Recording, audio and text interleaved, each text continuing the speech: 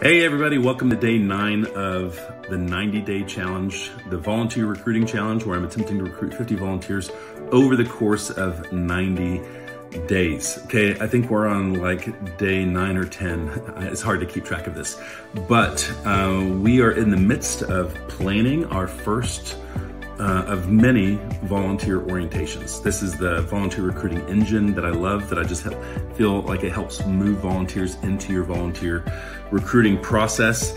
And so this upcoming Sunday is when we will hold our first volunteer orientation. I'm very excited about that.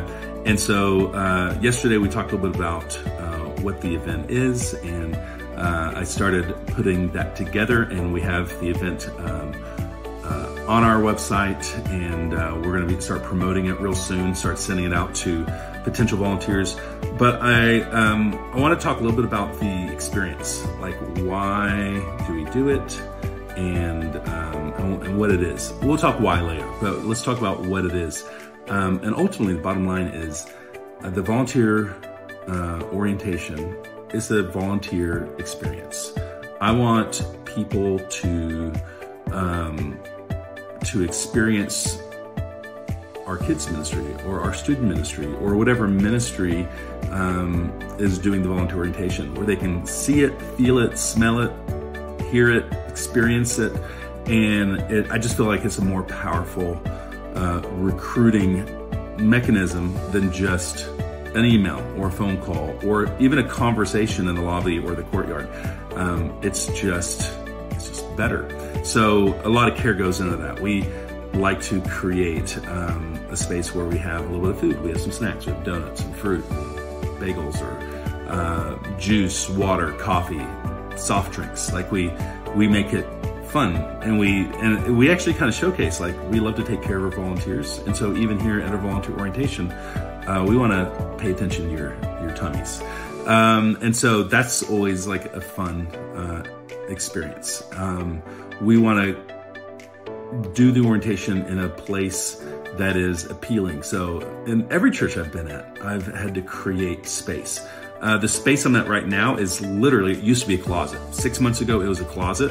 It was a kitchen that had been converted into a closet. And so it's just had big gorilla shelves all around on the walls, and we found another place to store everything, and we got rid of a lot of stuff. And I've hung TVs on the wall, and we've made it's still by far not beautiful. We're getting ready to redo our space, and so I made it passable. So now it's our volunteer lounge, our volunteer care space. And so there's a space where there's a little bit of seating, there's a food, and it's fun. And so I always try to create space like that. There were a toddler classroom at one church that we weren't using anymore. And we got all the toddler furniture out of it and put a little mini fridge in there and a table with food options, and it made it super fun. It's right in the middle of the kids' spaces. And so I want to create an environment that's easy to have conversations with people. It's easy to cast vision. I got televisions on the wall where I can display images. We can put signage on the walls, like all the things that we want to do to create the kind of environment that people get the idea of what it might look like to serve. And then one of the secrets to a great volunteer orientation is the voluntour, okay? Taking our prospective volunteers on a tour of the ministry spaces where they might serve. It's beautiful because it actually lets them see the ministry in action.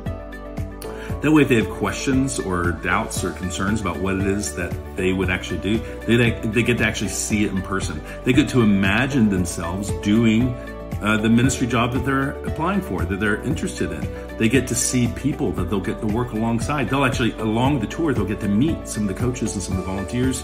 And so it's just a highly interactive experience. And my goal and some of the stories that I tell, what I show them, for some people it's emotional. For some people, there's been times where people have cried on the orientation and where they said, I had no idea that you did this in your ministry.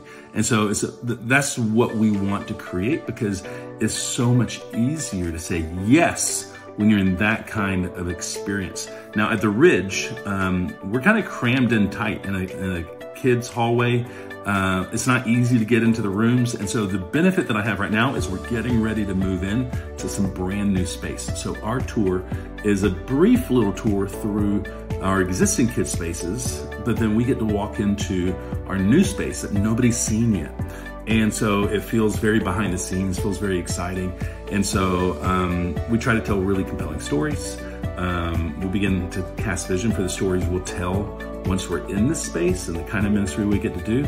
And it's very exciting. And so people come back when we're finished with the volunteer orientation. We come back to the space where we started. And usually people are very excited to take the next step because, man, they're jacked. They got to see it, they got experience, and they're like, what do I need to do next? So when you think about creating a volunteer orientation or whatever method you're doing, think about the experience you want to create. Think about the emotions you want to tap into. Think about the ask that you're going to make and make it compelling. So those are some of the things that I'm thinking about as we're preparing for our very first volunteer orientation coming up this Sunday.